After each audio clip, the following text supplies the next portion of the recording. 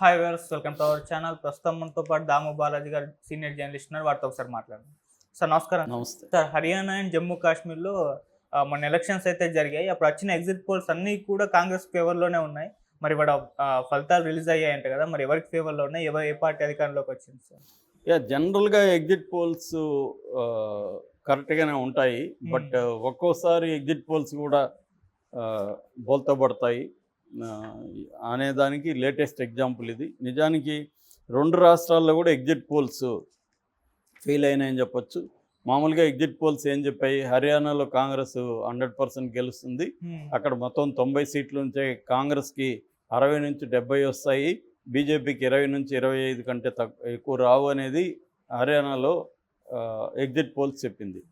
ఇటు జమ్మూ కాశ్మీర్లో almost tough fight ఉంటుంది, హంగ్ అసెంబ్లీ వచ్చే అవకాశం ఉంది అనేది చెప్పారు. హంగ్ అసెంబ్లీ వస్తే బీజేపీనే గెలుస్తుంది. ఎందుకంటే జమ్మూ కాశ్మీర్లో 5 మంది ఎమ్మెల్యేలను నామినేట్ చేస్తారు. మామూలుగా నామినేట్ ఎప్పుడు చేస్తారు, ప్రభుత్వం వచ్చినాక ఆ ప్రభుత్వం చేస్తుంది. కానీ ఇక్కడ ఒక విచిత్రం ఏంటంటే బీజేపీ రాజ్యాంగ వ్యవస్థల్ని ఎలా ధ్వంసం చేస్తుందనే దానికి ఒక ఎగ్జాంపుల్ ఏంటంటే, బీజేపీ ఎన్నికల ముందే 5 మంది ఎంపీలని నామినేట్ చేసేస్తుంది. ఎలాగా, హోంశాఖ రికమెండ్ చేస్తే అక్కడున్న ఎల్జీ అంటే లెఫ్టినెంట్ గవర్నర్ అతను 5 మందిని, జమ్మూ నుంచి 3 కాశ్మీర్ నుంచి 2 5 మందిని అతనే చేస్తాడు. అంటే బీజేపీనే చేస్తున్నట్టు లెక్క. బీజేపీ చేసినప్పుడు 5 మంది బీజేపీ అకౌంట్లోనే ఉంటారు. సో అంటే ఎన్నికలు గెలవకముందే బీజేపీకి 5 మంది ఎమ్మెల్యేలు ఉన్నట్టు. ఇది రాజ్యాంగబద్ధంగా నిలవదు. రేపు కోర్టు ఖచ్చితంగా వెళ్తారు. ఇప్పటివరకు కోర్టు మరి దీని మీద ఎందుకు కాంగ్రెస్ వాళ్ళు ఇండియా కూటమి వెళ్ళలేదని తెలియదు. ఏదేమైనా వెళ్తే మాత్రం కోర్టులో ఖచ్చితంగా ఇది నిలబడే అవకాశం లేదు. ఇటువంటి రూలు ఇది ప్రజాస్వామ్య విరుద్ధమైన రూలు.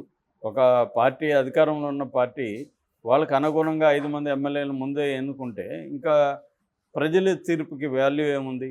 సో ఇక్కడ మామూలుగా అయితే 90 సీట్లు ఉన్నాయి, 90లో 46 వస్తే ఆ పార్టీ గెలుస్తుంది. కానీ ఇక్కడ ఏమైంది, 5 మందిని పెట్టడం వల్ల 95 అయిపోయింది. 95 అయిపోవడం వల్ల మ్యాజిక్ ఫిగర్ అనేది 48కి వెళ్ళిపోయింది.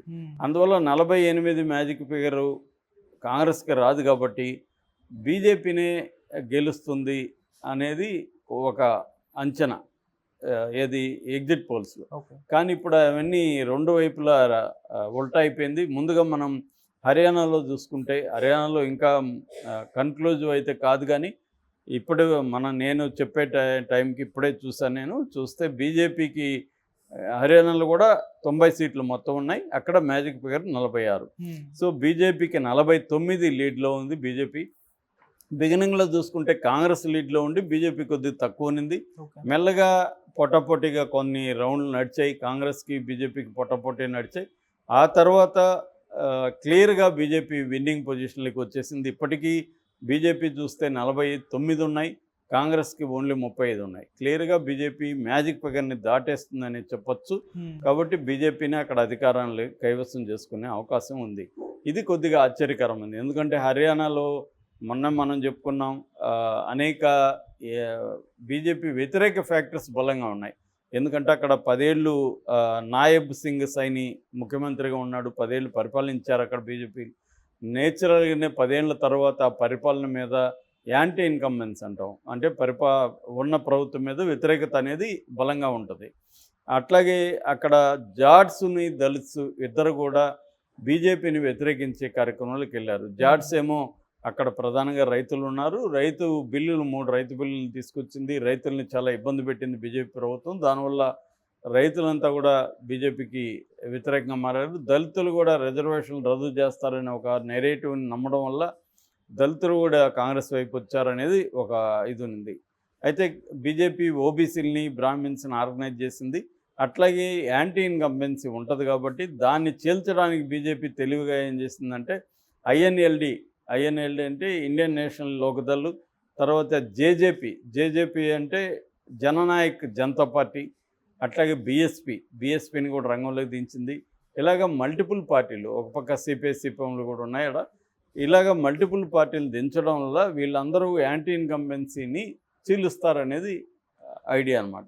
అది సక్సెస్ అయినట్టు కనబడుతుంది. అంటే బీజేపీ వ్యూహం అక్కడ సక్సెస్ అయింది. నిజానికి బీజేపీ వ్యతిరేకంగా ఒకటేమో జాడ్స్, దళిత్స్ ఈ ఫ్యాక్టరీ ఉన్నారు, ఫామ్ లాస్ ఫ్యాక్టరీ ఉంది. అగ్నివీర్ పథకం పట్ల కూడా వ్యతిరేకత ఆ రాష్ట్రంలో బీజేపీకి వ్యతిరేకంగా అనేక మంది గలం విప్పారు. అట్లాగే వినీష్ పోగొట్ లాంటి వాళ్ళు, రెగ్యులర్ ఆమె మనకు తెలుసు.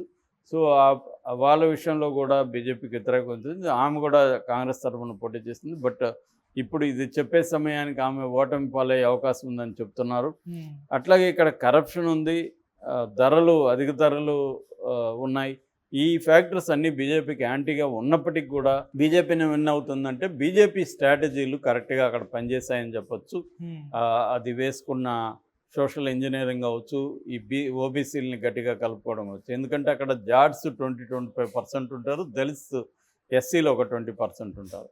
మిగతా సెక్షన్స్ని కలపడం, దళితుల్లో చీలిక తెచ్చడానికి బీఎస్పీని రంగంలోకి దించడం, జాట్లో చీలిక తెచ్చడానికి జేజేపీ లాంటి పార్టీని, ఐఎన్ఎల్డి లాంటి పార్టీలను రంగంలోకి దించడం, ఇలాగా కాంగ్రెస్కి స్ట్రాంగ్ ఫోర్సెస్ ఉన్న వాళ్ళనేమో చీల్చింది, తన ఫోర్సెస్ని కన్సల్టేట్ చేసుకునింది.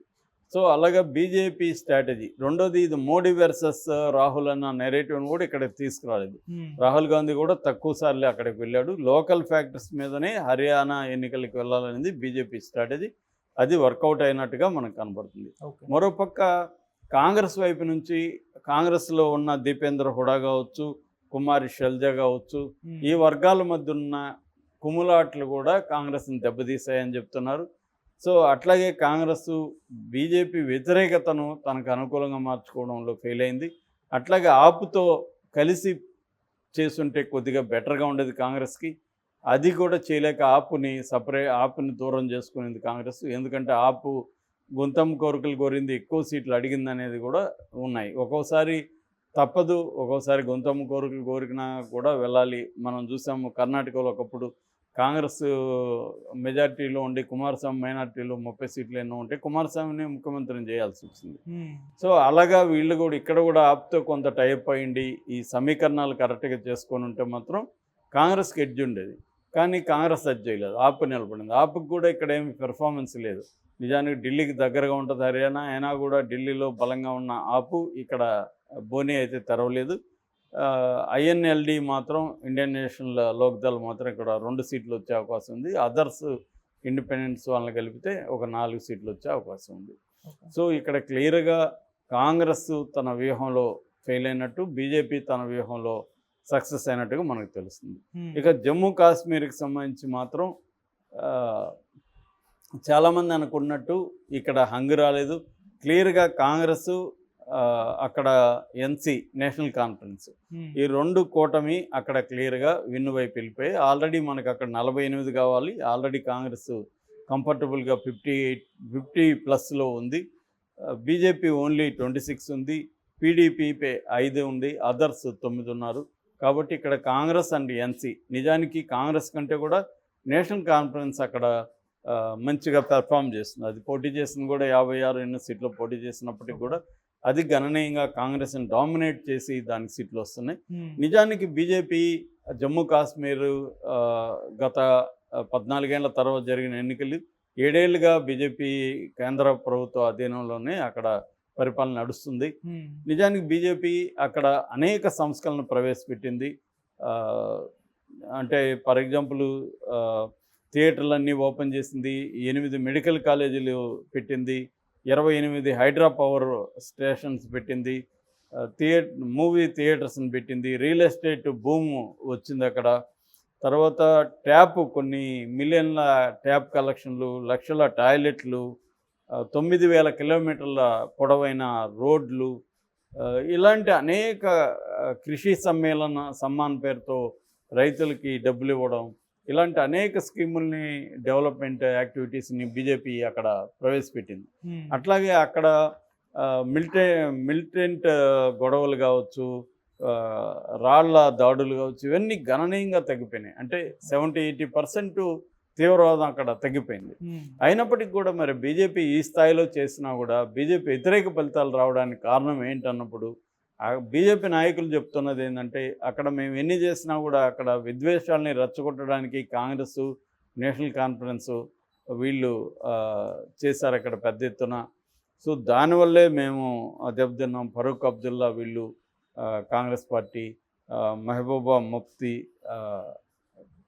వాళ్ళు మా వైపు ఉన్నప్పటికీ కూడా మెహబూబా కంటే కూడా ఈ ఫరూక్ అబ్దుల్లా, ఒమర్ అబ్దుల్లా అండ్ కాంగ్రెస్ వాళ్ళు పెద్ద ఎత్తున బీజేపీకి వ్యతిరేకమైన క్యాంపెయిన్లో సక్సెస్ అయ్యారు, హేట్ క్యాంపెయిన్లు అనేది వాళ్ళు చెప్తున్నారు.